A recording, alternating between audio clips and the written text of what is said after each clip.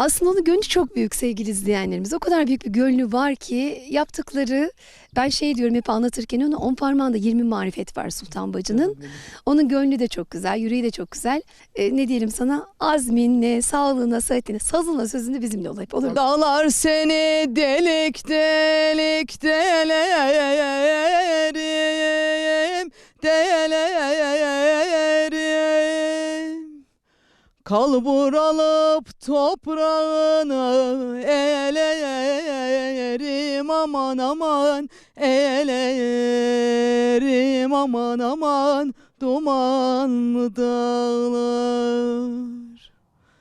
Kalbur alıp toprağını elerim, aman aman elerim, aman aman dumanlı dağlar.